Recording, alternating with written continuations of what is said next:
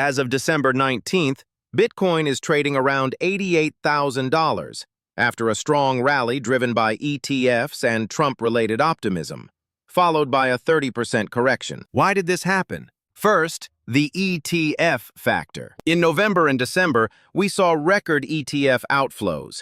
Up to $4 billion left the market. At the same time, more recently, inflows returned.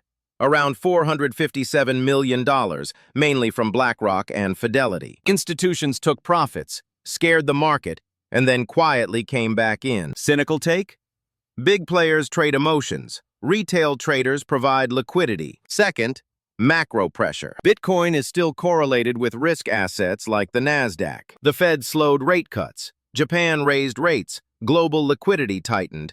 And when liquidity tightens, risky assets fall first. Third, leverage and liquidity. On one bad day, more than $600 million in leveraged positions were liquidated. In a thin market, forced liquidations accelerate drops much faster than fundamentals change. Now let's zoom out. In 2021, Bitcoin dropped almost 50% in the middle of a bull market, and then went on to make new highs. Today, support around 80 to 85,000 is holding. Hash rate is at all-time highs. Long-term holders and companies like MicroStrategy are not selling. The key takeaway, this looks like a classic bull market correction, not the end of the cycle. Dips are uncomfortable, but historically they are where opportunities are created.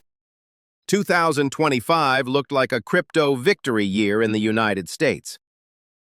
Trump signed the Genius Act for stablecoins. The SEC dropped multiple lawsuits. Banks relaxed rules for holding crypto assets. So why are people suddenly asking whether the party might end in 2026? First, politics. Midterm elections are coming. If Democrats gain more power in Congress, they can slow or block crypto-friendly initiatives. Trump may be pro-crypto, but he still has to compromise with regulators and lawmakers. Second, legislation risk. The long-awaited market structure bill has been delayed into 2026. Without clear rules defining what is a security and what is a commodity, regulatory uncertainty remains. Markets hate uncertainty. Third, global priorities. Even under Trump, crypto is not the only focus. AI regulation, geopolitics, and economic stability compete for attention. Crypto can quickly move from headline topic to secondary issue. Here's the cynical truth. Every crypto president promises paradise,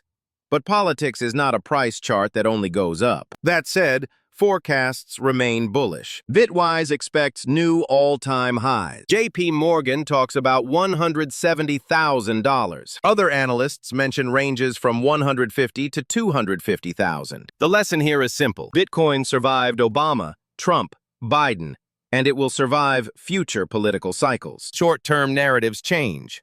The protocol doesn't. Now let's talk about Russia, where Bitcoin in 2025 lives in a paradox. On one hand, investing and mining are legal. Russia is among the top 3 countries by hash rate, with massive mining operations, especially in Siberia. On the other hand, internal crypto payments are banned. You can hold Bitcoin, mine Bitcoin, even trade it, but you can't legally pay for coffee with it inside the country. Since summer 2024, Russia has officially allowed crypto for international settlements. By March 2025, proposals included using crypto for oil and gas trade. In practice, Bitcoin, Ethereum, and stablecoins are used in trade with China and India, bypassing the dollar system. The West responds with new sanctions, including targeting Russian crypto exchanges. Russia responds by adapting. The central bank wants control and integration. Crypto is tolerated, but as a backup system, a plan B, not full financial freedom. The cynical takeaway? Sanctions push innovation faster than ideology ever did. Bitcoin becomes a neutral tool when trust in traditional systems breaks. For individuals, the rule is simple. Invest legally, understand tax obligations, and don't confuse geopolitical utility with personal safety. So here's the bottom line. Yes, 2025 disappointed many people on price, but fundamentals are stronger than ever. In the US, regulation is messy but moving forward. In Russia, crypto is restricted, yet strategically important. Bitcoin adapts. That's the pattern. The lesson is the same one history keeps repeating. Dips are not the end. They are opportunities. In 2022, Bitcoin was $16,000. 3 years later, it touched $126,000. Use dollar cost averaging. Think long term. Patience rewards conviction. So what do you think?